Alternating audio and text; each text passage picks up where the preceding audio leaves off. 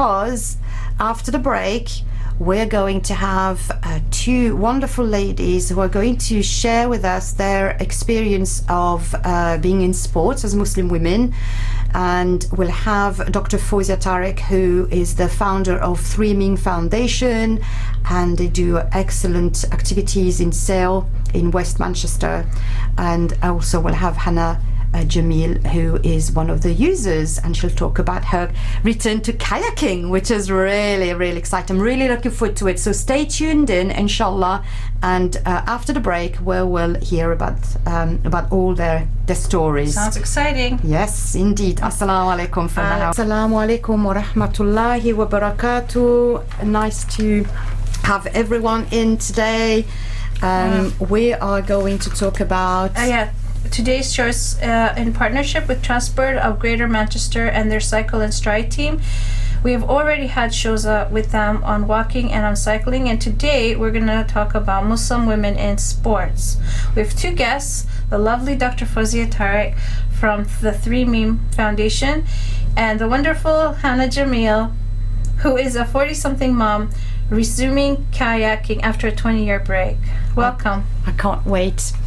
So basically, we know that, generally speaking, Islam promotes good health and fitness throughout the Quran and the Hadith and the Seerah. We can see that. It encourages both men and women to engage in physical activity to maintain healthy lifestyles. Islam does not restrict women from exercising anywhere. I mean, I've never really come across anything myself. However, still, we find that many sisters find it difficult to stay fit while adhering to our principles about modesty mainly. There are special sets of challenges in a culture of mixed gyms and skimpy workout wear. So, for instance, it's also an obstacle for men to join a gym. Exactly. A relative of mine was a fitness instructor, a personal trainer in a gym before he converted to Islam, and he just can't see himself work in that environment. It's just impossible. And women are, virtually, it's just not feasible. Even men, I mean, so you'll find yourself really challenged by this, and personally as well. I have found myself like it's in very the difficult. past. It's very difficult. I've tried to go to the gym. And I said, okay, this time I'll try it for a month, see how it goes.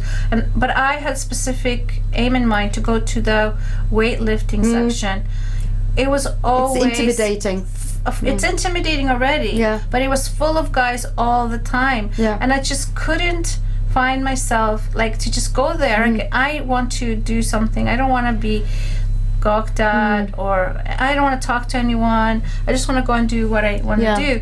But also, there's a lot of people really admiring their own bodies, and I decided it wasn't for me, and I have to just figure out another way to get my weight training. So there's this as an issue.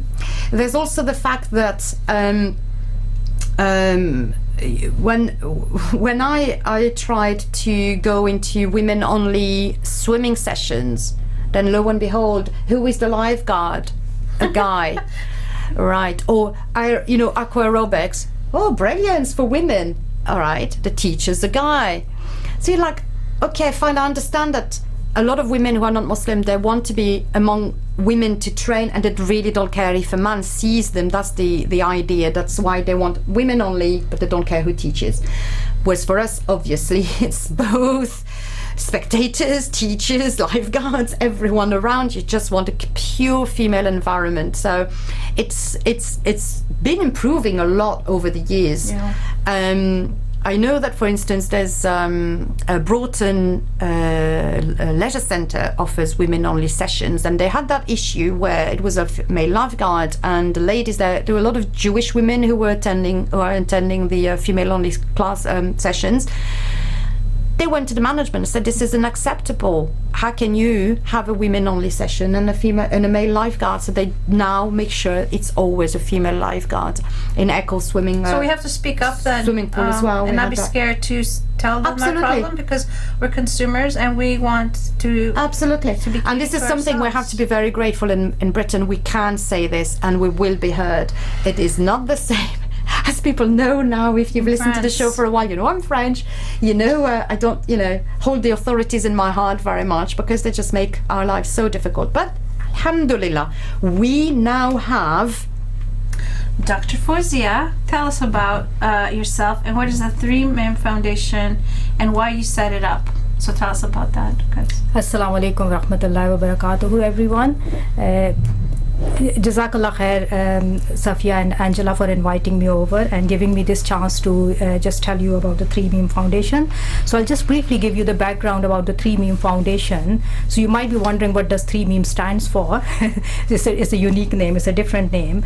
So Meem stands for is originated from the Arabic, three Arabic words, which are the Muhabba, Murawwa and Mawadda. So that's in English means devotion, compassion and humanity. So that can give you the idea that what it's all about. So ours is a charity organization, is a registered charity organization which is not for profit, and is based in the South Manchester in Sale area, and we started this charity organization in 2018. And the reason behind is that I've been living in the South Manchester for some time, and over years I've seen lots of Muslim community have moved into the area, and I felt that we needed some platform for the Muslim people to express themselves and also to kind of like promote their faith-based and non-faith-based activities. So I'm one of the trustee of the Meem Foundation, and I'm also the chairperson for the women activities, which I'm very passionate about. So as you mentioned, obviously, I mean, our women, we have got our own cultural barriers as well, which prevents us to kind of like participating in lots of activities to build up the confidence, and also I think, I mean, preventing us in participating in the physical activities, which leads to the multitude of the problems. Being a healthcare worker, I'm aware of that, leading to the high BMI in our women, leading to diabetes, high blood pressure, high cholesterol levels, and lots of other mental health issues as well. So I think, I mean, since 2019, when we have our public consultation meeting, we kicked off properly with lots of activities, and since then we have exponentially increased our activities in the community to cater the Muslim community in the Sale and the surrounding area of the Trafford. So there are different plans, I mean, in which is a youth development program, there is a women empowerment program, and then the faith-based activities, including, alhamdulillah, we have started our congregational Friday prayers in Sale for the first time. MashaAllah. So where do you hold that? So that's in the Sale West Community Center in Sale. So that's been happening since 2019, alhamdulillah, and it's been very successful. So one of the problems obviously we face is that we don't have our own venue at the minute. So obviously we arrange different activities in the different venues, which means obviously we have to work quite well in advance and book it in advance and work around it. So I will particularly talk about the Women Empowerment Program because I'm very passionate about it, being a woman myself. So I think with the Women Empowerment Program, there are the two aspects. One is the psychological or the moral side of the things, or what I would say is a confidence side of the things, and the other is the health and the well-being itself, the physical health and well-being. So to address the issues, we have arranged a multitude of kind of like teaching programs or the health webinars from the specialist. So talking about the mental health issues, talking about the stress and the anxiety, common gynecological problems, and the developmental problems in the children, and about the parenthood, and all those webinars. And then from the physical side of the things, we have arranged lots of sporting activities, which, as Safiya mentioned before, because there are lots of cultural barriers for us, because obviously we can't swim in the kind of like a common swimming facilities. So I think it's just as a matter of expression, alhamdulillah, we are Britain and the people are very open to our religion and our culture now. So once we went out, when we provided this platform of Meem organization, we went to the Sale Layer Center, we spoke to them about our needs, and they were very happy to cater for us. So they provided us private swimming pool, so which is a quite secluded one with no overseeing areas there. they provided us the female lifeguards. So alhamdulillah, we started this the women only swimming sessions with the female lifeguards, no overlooking kind of like facilities there. And alhamdulillah, now we have started the Pilates session, the ladies only Pilates session with lovely Safiya, and the Taekwondo as well for the young girls and the women. And we have got the ladies only badminton sessions. So these are all the physical activities, and we have got the walking groups as well. So this is all to promote the health and the well-being of the women, so that they can be much more confident, and they know what are the facilities available around, and to signpost them, including the issues around like a domestic violence and the abuse as well. And we are very lucky, alhamdulillah, that we were nominated as the finalist for the Beacon Mosque Award for the women activities. MashaAllah. So alhamdulillah, we're very proud of it, and this is all because of the help of the local women, Muslim women, which have come forward after lots of motivation and the encouragement and breaking out all the cultural barriers. They have come forward and have been participating in all these activities. That sounds really good. Yes, I mean they are very successful. Those activities. I know that when we put out the advertisement for Pilates, I think within a few days it was full, wasn't it? Exactly. And then same for Taekwondo. I think within 2 days the and there's Taekwondo a lot class of, was full. long waiting list. Still, Yes. lots of women are very eager to join in. Yes. So inshallah, I mean, hopefully in the future we might expand our. We might have a second class in that place. I'm thinking about it, Fozia, definitely. And also, if I can just may say that while we talk about it, inshallah, at the BMHC here on Sundays at 12:15. Inshallah, after Ramadan on the 8th of May, I will be starting teaching Taekwondo here with the BMHC. So put that in your mind and contact BMHC. Contact me at info@heritageradio.org.uk. If you want to have more information, we'll advertise that a little bit more as well in throughout Ramadan to remind you. But yes, there's loads, and it's interesting what you were talking about. Lots of motivation. So I was talking to a sister the other day on the phone from my local community, and I was telling her that in Eccles I have tried to set up quite a lot of different classes, sports classes, and I never found them. That we had Taekwondo, we have had Pilates, there was Zumba. Some of them, Zumba was okay. I think it was all right. It was quite popular, but again, on and off. But I, for instance, Pilates, I struggled to have people, and she was telling me, well, most people my age, so it's like maybe late 30s or something, mid 30s, and she's from a Yemeni background, but I think it's probably prevalent in most cultures, even English culture, is to want to sweat out and feel the burn and feel the heart rate, and like, oh, it's hard, and I've jumped around and everything. Whereas Pilates, you are lying down on a mat. Now, Fozia, you have been doing Pilates with me, and Hannah, who we're going to hear from in a minute, inshallah. You probably will testify. Pilates looks easy, but it isn't easy. It isn't easy at all. No, and it's stemmed from the principle that your own body weight is the best tool you can have, and building muscles rather than just getting your heart rate going crazily is what you need, because if you have bigger muscles, your metabolism works harder. But also, there are certain positions and certain exercises you do where if you wear a heart rate monitor, or even if you feel your heart, all of a sudden your heart shoots through the roof. Why? Because you're using big muscles that need a lot of oxygen, so it will get your heart going and get that cardio going.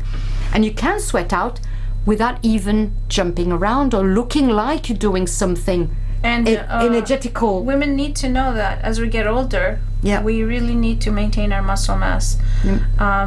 It's been found that after the age of 40, you lose 1 pound of muscle a year, approximately. And as you get into your menopause, you lose your estrogen and your progesterone, so that doesn't help. It's really hard to lose weight after that. Absolutely. So we need to remember that when you're in your 30s, you should start some routine. And it's the deep toning that And will not work. jumping around aerobics, but And it has its Well, place. the Muscle- strengthening muscle. exercises, that's very important. And I think, I've started Pilates with Safiya now over a month now, I think nearly 2 months, and it's so beneficial because you don't feel like eating much afterwards, because there's so much energy which is released from within that you don't feel hungry afterwards. And it's obviously the strength thing is especially is very important if somebody has got the backache or like the muscle aches and all the. and it increases your metabolism, so it helps does. it helps you with your nutrition to lose weight. Sorry, we'll have to have a quick break because it is time for the daily adhan. So we'll just pick you up in a minute after that, inshallah. Assalamu alaikum again. Salam. May Allah accept your prayer and your dua. Ameen. So now we're going to introduce you to Hannah Jamil. Hannah, Assalamu alaikum. tell us all about yourself and your sports journey. Well, I started kayaking when I was about 16 or 17. We did it as part of our Duke of Edinburgh Award. So we would do our expedition in a boat.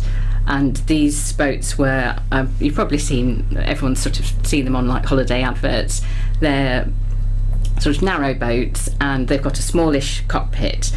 And the idea is that you wear, it's called a spray deck, and it's either plastic or neoprene. You wear it around your waist and then it will attach on the outside of the cockpit. And the idea is that if you go over and you capsize, you stay in your boat, you're not going to come out. So you have to be reasonably competent that you're not going to panic if you're underneath, or you know how to get out and you can save yourself or you can save your friends. There were 5 of us. We all learnt, and 3 of us became flat water instructors, and flat water is just like a reservoir. Rivers are moving water, and obviously they're graded in that you can see if that they are if there's been more rain, they're going to be faster flowing. It's going to be more exciting than just sitting. I would say more scary. That's the idea. You want to be on moving water. Flat is nice for learning. Yeah. So I did that, and then at university I ended up not doing it. Then I got married and I had children, and it's as if I forgot all about the sports I did. I used to do karate as well, and I just didn't do it. And it's difficult to find the time. And for things like kayaking, you need a swimming pool which accommodates boats, and also you need obviously water.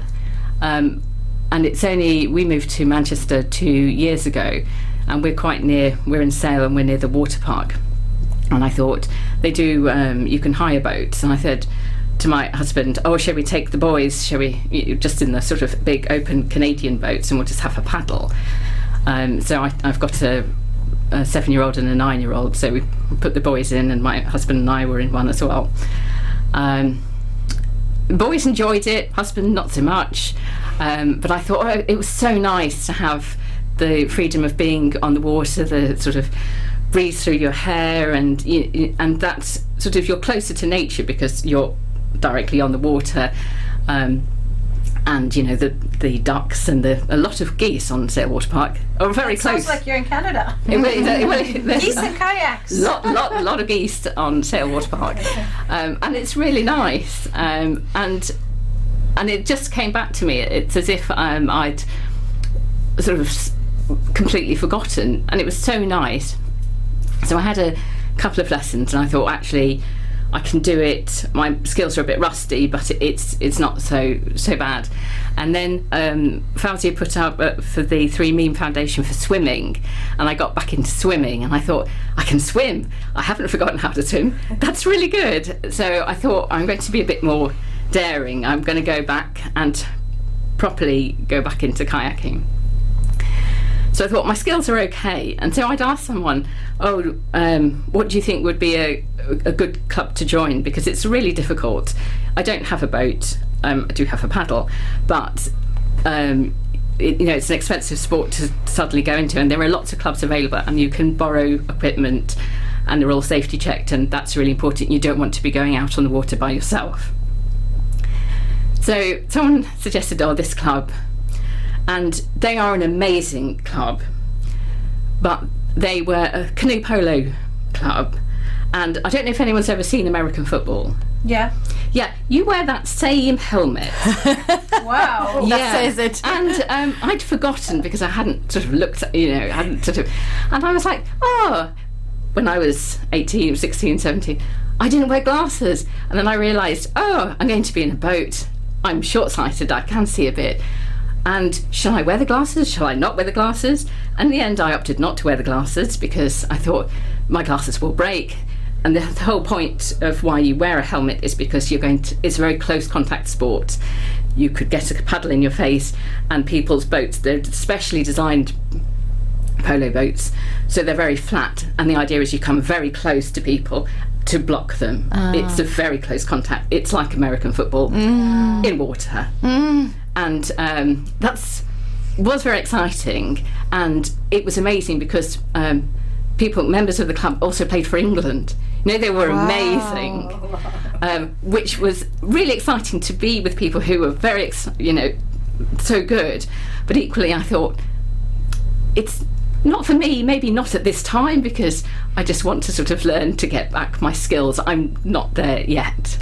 So I found a different club, and I decided that was very exciting.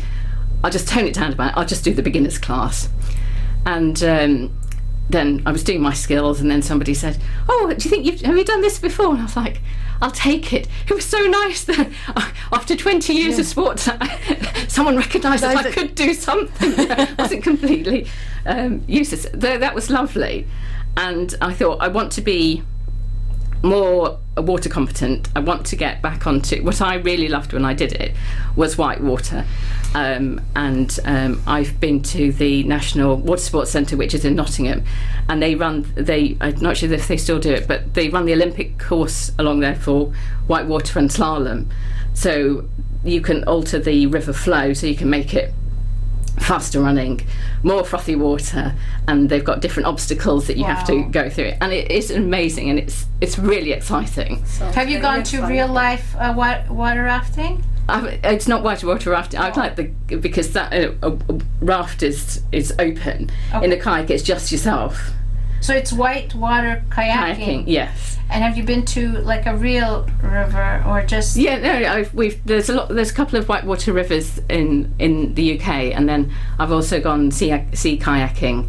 That's quite exciting. You do need to make sure always when you're on the water, you check the weather forecast, because what was a nice day, as soon as the wind comes, can change. We went to Dover, and beautiful sunny day. It started off, and you thought, oh, I can see France in the distance, and then what you don't want is France to come closer to you, and you think, I have to, especially if you're going that way and the wind at you, and then you know that you have to paddle against the wind, because paddling against the wind when the water's going the other way, and there are rip tides and things like that, can add hours to your journey. Yeah. And you get fatigued, especially if it's windy and wet, because you're going to get cold, and hypothermia is a real problem. And it's a very busy channel as well, with all these huge ships. Well, I've done the Thames Tideway, a lot of ships along the Thames Tideway, and we got on at Greenwich, and we went down to Cleopatra's Needle, and we're next to HMS Belfast, and they always tell you. Sounds amazing. exciting. It is. But I think the key word in that was we. You were in a team. You don't do it. You don't go on your own by yourself, because you go over. At least there's somebody there to tell other people if you get into difficulties, and also, it's not something that you necessarily want to do by yourself, just for that safety reason. It's always good to have. So I know you've been working on something very special the last few weeks, so tell us about that. Well, alhamdulillah, thanks to the Meem Foundation, I did the swimming, and then I did the Pilates, and came in contact with Safiya, and I said, the club that I was with, they're doing a rolling course. I want to be able to sit in the boat, go in one side and come out the other. That means go in one side for our listeners, go in one side, go under the cold water, and back up. So not panic, not everything. Be able to go back up in a sitting position. So I saw the video of someone doing it as a demonstration. It is very impressive. very not quite so scary. impressive.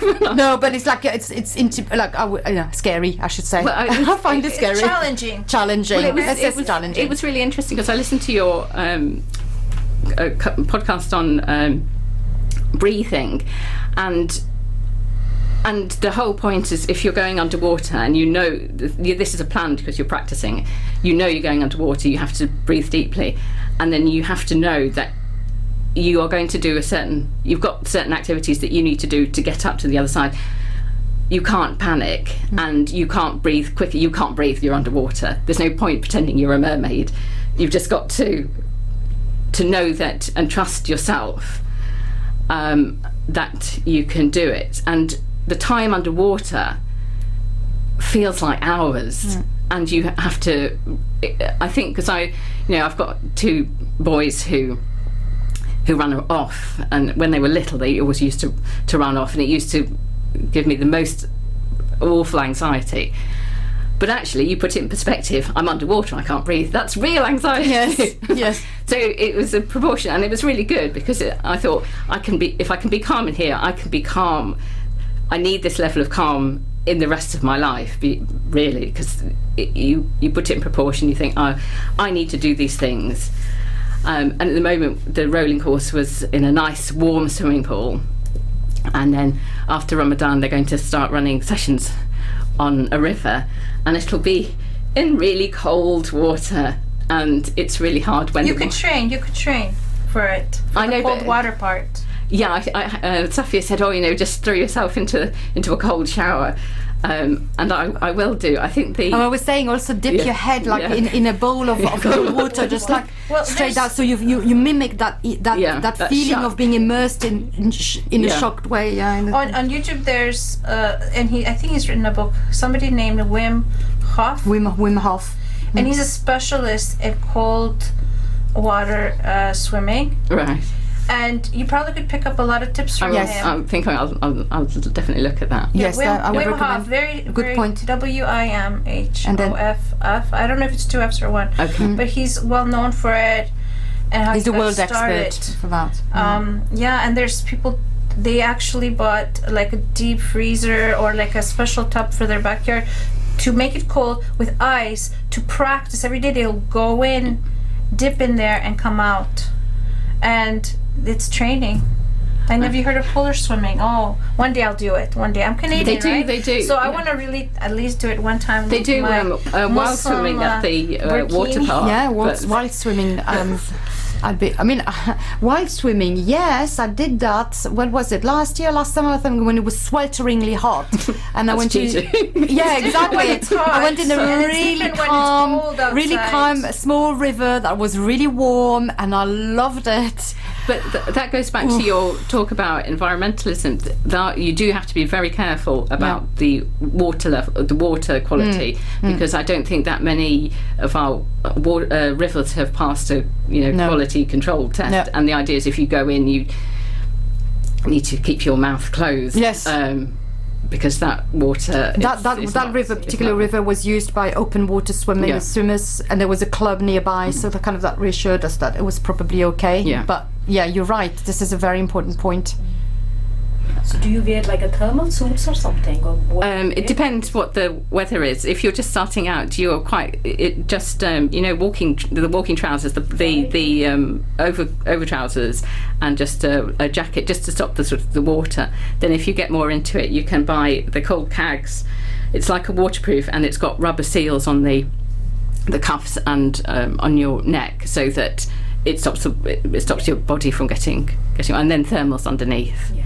And a helmet. So, in terms of demographics, what sort of people do this sort of thing? Are you the only Asian woman doing this that you know of? There must be other people out there. And I've only done it in the pool sessions in this club. There are obviously a lot more members, so there probably are. But you hope I was the only one in the beginners class. Yeah. So and in the rolling. So there probably. So did you find stuff welcome? Did they find that's a bit odd? No, both clubs made me really welcome. And it was really nice, because it's always difficult, and I found that when I started before, half the difficulty is sort of finding a place where you feel welcome and that there's the stage that you are. And I think that I had that with karate, because it's a particular style. So if you go to a different karate club, you might have done all the same things, but the style is so different that it feels, your body doesn't move in the same way, and you think, oh, it jars with you, and it makes it more difficult. But everyone's really nice, and you are always, there are things about sport that are always going to be embarrassing. And one of the things, the basic thing about kayaking is how to get in your boat. Now, I was never a gazelle when I was younger, and I'm 5 stone heavier, so I'm even less of a gazelle. So to get into your boat in a swimming pool is that you get the side of the swimming pool, you get your boat parallel to the side of the swimming pool. The aim is that you sit on the edge. The kayak has a sort of two foot areas, so you put one leg in one hole, one leg in the other, and then you move from the side of the swimming pool and onto the back of the boat, and then slide in. I see. Yeah. So it's a very quick manoeuvre. It needs a bit of balance. This is not going to happen all the time, because your boat, it's on water, will move. Your body is not, well, my body was not fast enough. It is always not fun when one leg is on the side of the swimming pool and one leg is in the boat, and your body then falls into the swimming pool. There's no elegance in it, and you've plummeted in the water. At least it was a nice warm swimming pool. I have done it in cold water, and then I don't have a lot of upper body strength. I need to work on the upper body strength, because then trying to get out of the swimming pool, and I don't know if you've ever seen nature programs where there's like walruses. Oh no, and I'm like, one arm there, and I'm like, the rest of my body needs to come out of the water. It needs to. I will get to my body out of the water. I can't just stay here, can I? And that's what it comes to. I can't just stay in the water. I'm going to write a note here. Hannah, next work to do in Pilates is upper body strength, pull-ups. I love it. When people they go to the side of the pool and then they just seem to leap out, like they're so graceful. And that's why we need our muscles. Yes. Not to be Schwarzenegger, but to actually do that. But also what I always think is that they've seen it all before, all these instructors and people who are more, and the people who are more advanced, they remember themselves. It's like we had the same in Taekwondo when women, oh my God, my coordination's terrible and I look like so silly. Well, it's like, don't worry, I remember being like this. My instructor remembers seeing all of us as a beginner. So this is what you have to kind of say, okay, it's okay, I'm sure they've seen it all before. I think the difference is when you're 16, 17, you're learning, you think, oh, no, it's right, I'm young, I can do it. Yeah. And then when you're 40, you just hope that you've got some elegance and some dignity, and then you have to accept that if it's something you want to do, you're just going to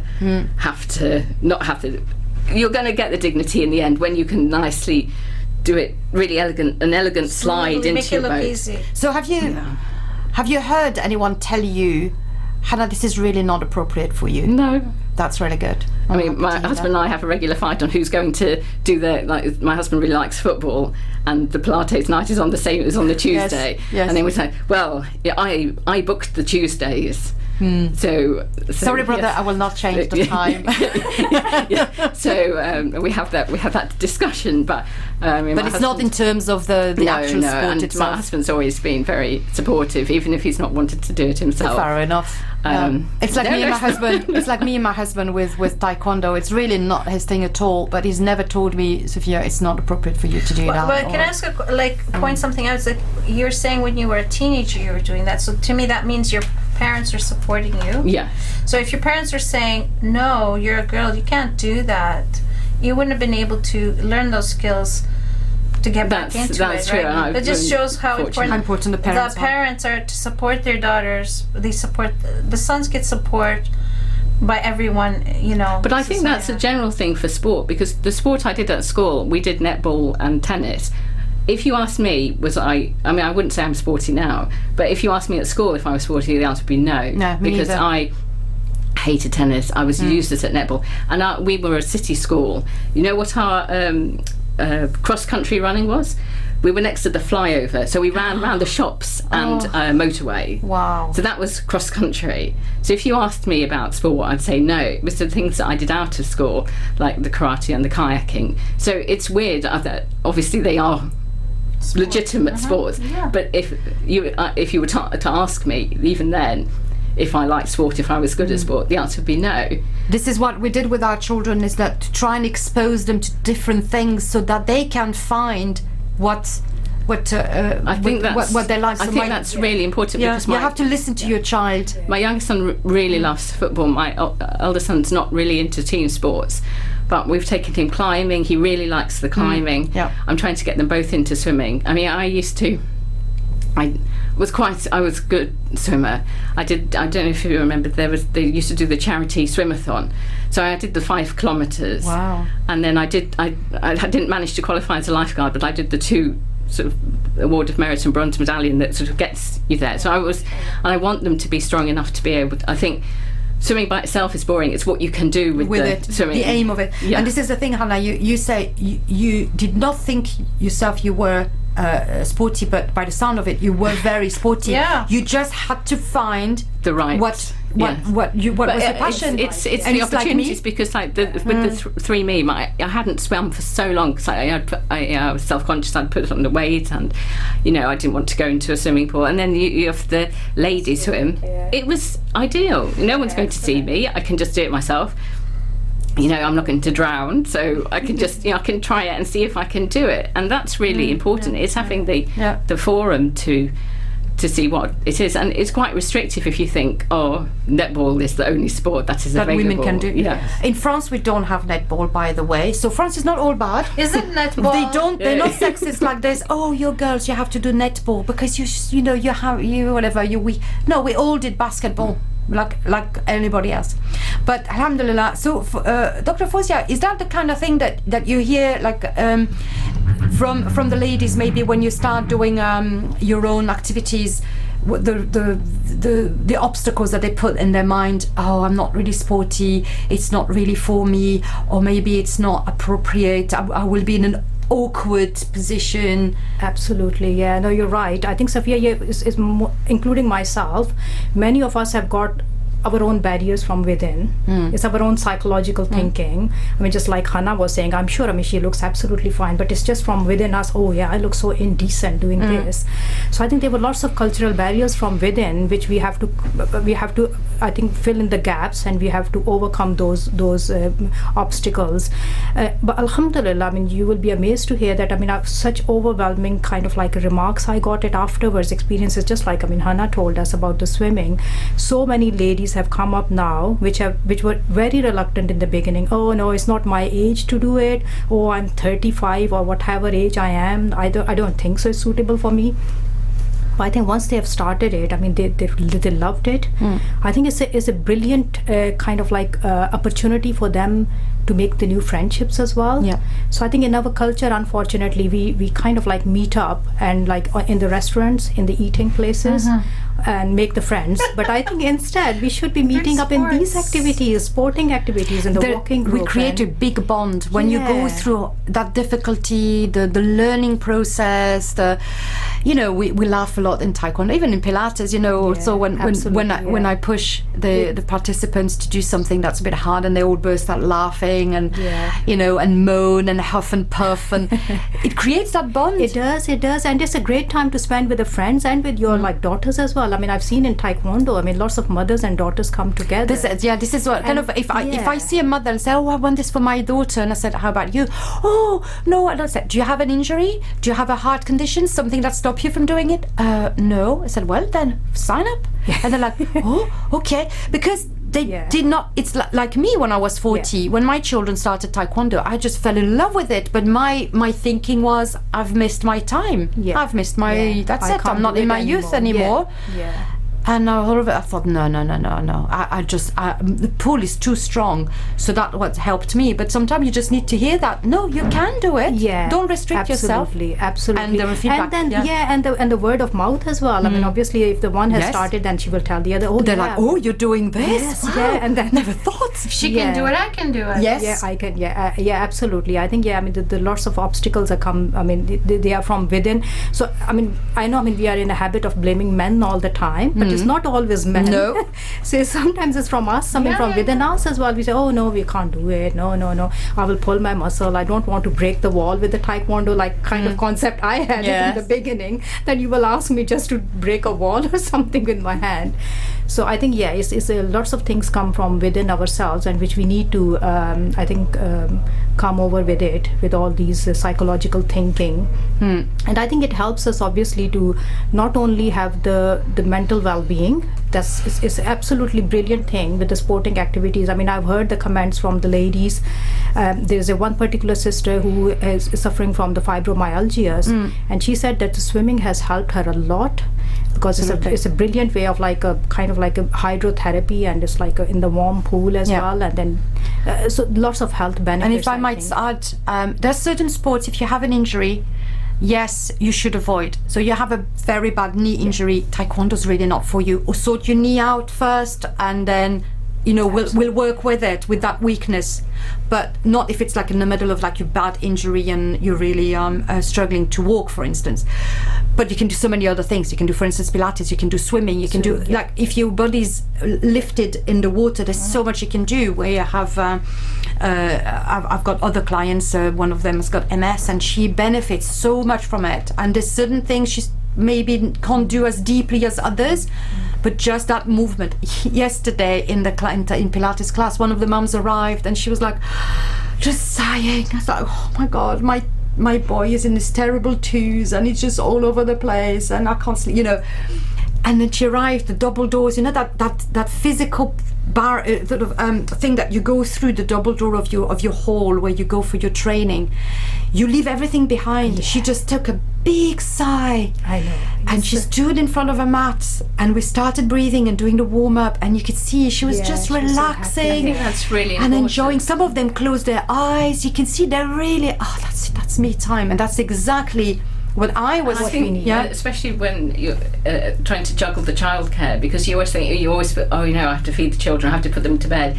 And actually, because there are not that many sporting activities for women, and that's why it's so amazing. So when I said, we should have, I need to go to my husband, he said, Salford are playing, and I was like, no, but I need to go. Salford are playing on Sunday as well, so you can go to that one, I'll go to this one. And it's nice to say I'm first. It doesn't happen a lot. You touch on a very important point. We need to stand up for ourselves. It's like boundaries. You have to make that boundary. We forget. We had a show on self-care, didn't we, Angela, recently?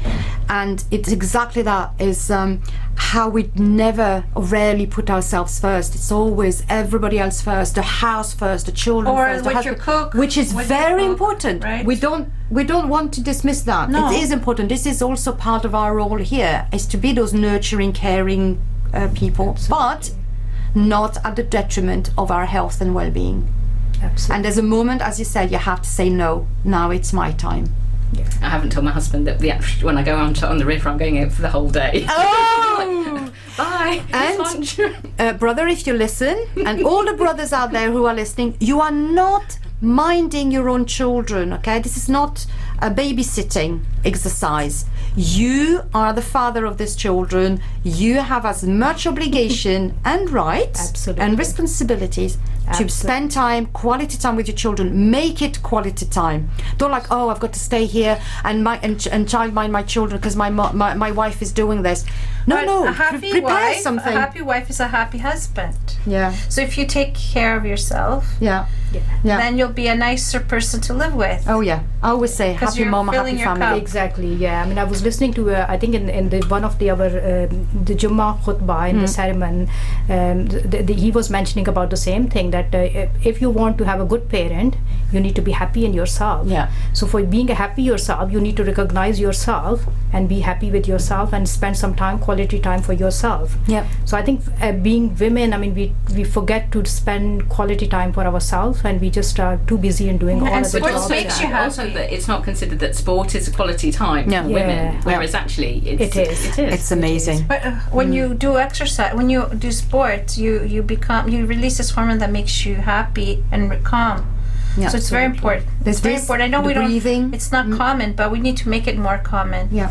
Breathing better as well. So again, yesterday, as soon as we started to warm up, you breathe deeply. You've got oxygen circulating your body. You've got a better circulation of your blood. So your organs, everything, your brain functions better. You can be more focused, calmer. There's so much positive from being active. So I really do hope that anyone who's listening and who's had maybe a bit of reluctance to join a club or sport or anything, to even go out, walk, jog, just go for it. There's different ways. I mean, the other day again, a sister was asking about horse riding. She wants to start learning to do archery and then do that on a horseback, which I think is amazing because I can ride. Oh, I've seen that. But I can't shoot for the for the life of me. There's a sister on Instagram that she's being filmed, and she's so amazing. She's amazing. And so she was asking, how am I going to do that with the jilbab? And I said, just make yourself a coat that opens front and back, and so when you're sitting astride the horse, your legs are covered all the way down, but it's not coming all the way up your legs. There's so many ways you can be modest, decent, comfortable. There's other women who are already doing that. Yeah. So just look them up and find and see what they're doing. Nowadays with social media, it's incredible. There's a lot you of can stuff. follow me. I'm Black Belt Muslima very easily on Instagram, and I put some of the stuff I do. But yeah, you mentioned this sister. I can't remember her name. Khadija Safari. So it's Khadija Safari. She's amazing. She does another martial arts. Yes, Muay Thai. I Muay think. Thai, And she yeah. also does a lot of self-defense videos. That's always very useful. On Instagram. And she's really fun to watch. Yeah. There's Nez Health Hub. Nez, N-E-Z, Health Hub. Is that hers? No, it's another one. Okay. It's another one who does a lot of fitness, and she's one of the big brands ambassador as well.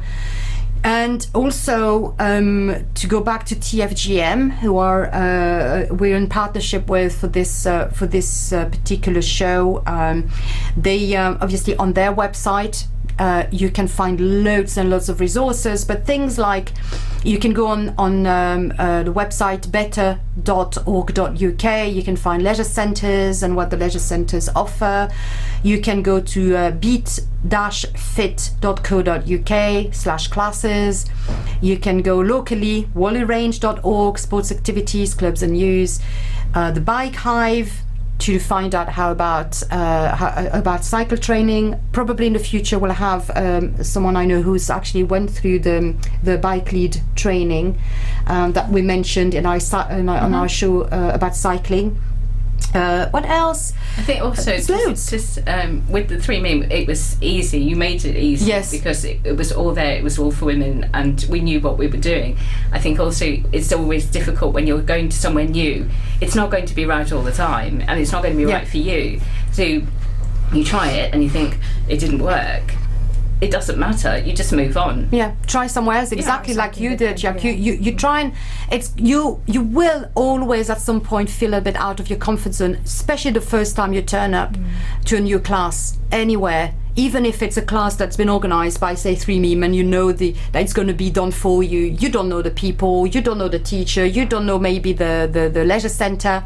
The first day will always be hard. The first step is always the hardest. Once we've done it, you become more familiar with everything. Absolutely. So But trying isn't failing. It means that you've done it. Yeah. And you've made an assessment that you know what I think if you make a mistake, actually you learn from it. You think, I realised I didn't want to do close contact sport, so I tried something else. And I think you learn yourself, and you learn that that's not failure. You just you just keep trying it. Maybe you try a couple of things. And remember, your experience in school is not necessarily the experience you'll always have. So for instance, school, it's always hard. They try and give you tasters in the PE sessions, but it's not because you didn't like volleyball that you hate all team sports. It just wasn't the team sport you liked, you know? Or it could be that, yes, it showed you don't like team sports, you prefer, like your son, climbing. Like my son prefers individual sports and do his own things. One of my sons like this doesn't want to be doing things with an instructor. So, and another one, he's okay to go to Taekwondo, and my daughter loves Taekwondo. And, you know, so it's you have to, as you say, you try, you know yourself better, then you can find exactly what works for you. Yeah, we need to explore that what is obviously suits us most and we enjoy the most. Yeah. And for instance, Taekwondo, I always say what I like about Taekwondo is the structure of the martial arts, etc. But compared to maybe judo or jiu-jitsu, you don't have to grab someone, fling them over you. If you feel you're a bit petite and like me and a bit kind of, you know, you never have that strength, although I know it's from the technique, but also you might be put with someone, if you don't find a female-only class, you might be put with someone you're uncomfortable with. With Taekwondo, you never get that close in training. It's always no contact. Facing each other. Also, I did kendo, which is you use bamboo sword sticks, and you've got full body armor because you're going to hit each other with these sticks. And after a really hard day at work, it's really cathartic because quite a lot of these martial arts, you have to shout very loudly. It's really important. So it helps with breathing as well. Breathing and also thinking, I've had a really bad day, and then you have to whack somebody and shout really loudly. But also you have to realise that someone is also going to hit you back and shout really loudly at you. So it's proportionate. But it's actually, if you've had a bad day and things aren't going great, that sort of relief and the big shouting. There's not a lot of places where you can go and shout a lot. Outlet then, isn't it? To get out of the frustration. No, that's brilliant. Yes, exactly. So I think, obviously, I will encourage all the ladies out there that they should come forward and then, get the benefit of the activities we are providing in the Sale, Timberley and the surrounding area of the Trafford. So please come forward and enjoy these facilities, and hopefully, we can increase our capacity as well, and we can include more and more classes into it. Once, hopefully, inshallah, which is our main aim, is to have our own community center in Sale, then we will have our own venue where we can cater all sort of like these activities on site rather than renting at the different places. So inshallah we are hoping that we will achieve all these activities in our own venue. That's really brilliant. Again, there's another thing as well that I encourage people to do, is that if there is something that you'd like to do and it's not available, just set it up yourself.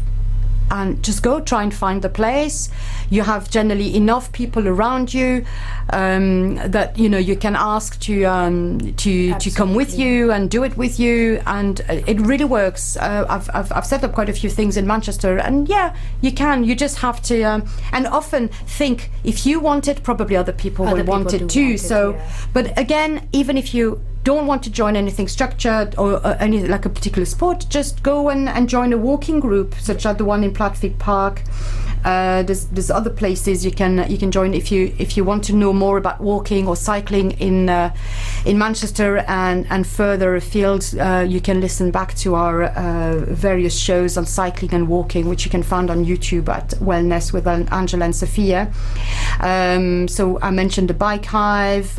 So yes, really, to be honest, you don't have any excuse not to be a little bit active, and the weather is never really that bad, as bad in England that you can't walk because there's so much snow. Angela, isn't there? I know, but in Canada they managed to make sports out of snow, so even there you really don't have an excuse except your mind. And just to finish off very, very quickly, what's recommended, and again that's a recommendation from TFGM, is do a minimum of 3 times a week, so you get a regular workout and you build up on what you do. Schedule a time to train. Pick 3 days, for instance, and stick to them.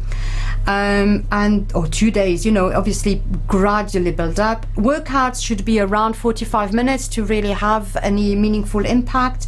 And alternate, we talked about this, alternate between cardio exercise and body conditioning, which means like weightlifting or your own body weight, to make sure you work everything within that week. And work hard in every workout, otherwise it doesn't count. And those wise words, and thank you so much, Dr. Fozia and Hannah. It was fantastic to have you. And I loved your experience, Hannah. Yes. I loved it. Well done, and may Allah grant you both great success, and Fozia for all your work at Meem Foundation. If you want to find out anything about Meem Foundation, what's the website? Yes, it's www.3meem.org. is the website where you can find three. Is it a number 3? It's a number 3 and then MEEM.org. Very simple. Yeah. And thank you very much, everyone, for listening. This concludes our show. Inshallah, we shall be with you again next week. Ramadan Mubarak, Ramadan Kareem to everyone. Inshallah. Assalamu alaikum wa rahmatullahi wa barakatuh.